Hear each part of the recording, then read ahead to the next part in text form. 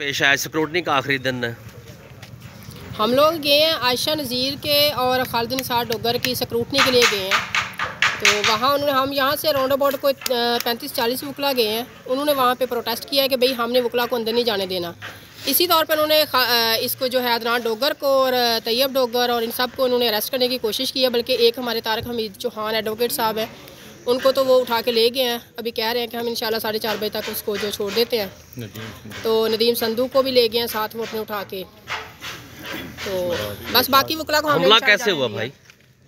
हमला हम जा रहे थे, अभी हम उधर गेट पे पहुंचे हैं तो तमाम SHO इकराम, खालिद चौहान और अदनान टिप्पू और उसके साथ मजाज बलोच, उनके साथ कुछ 150 के करीब मुलाजम था और साथ खुफिया बंदे थे जिन्होंने मुंह पे नकाब लिए हुए थे।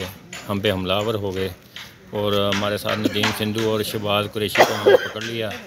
जब हम मुझ पे और तैयब डोगर पे अटैक हुआ तो वकील साथ कूद पड़े, सब ने मिल के हमारी जान छुड़ाई। उन्होंने हमारे बटन तोड़ दिए, कोट हमारा फट गया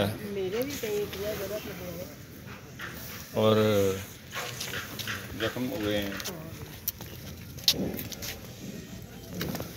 ये तो उनकी कुलम कुली गुंडागर्दी है। वैसे ही हमें कह दें कि हमने आपको इलेक्शन नहीं लड़ने देना, ये कौन सी बदमाशी हुई कि हमें वो स्क्रूटनी में ना जाने देंगे। ये तो हमारा हक़ था, एज अ लॉयर भी हमारा हक़ था, लेकिन उन्होंने हमारे साथ बड़ी ज़्यादती की है। हम इसकी पुरजोर मजम्मत करते हैं।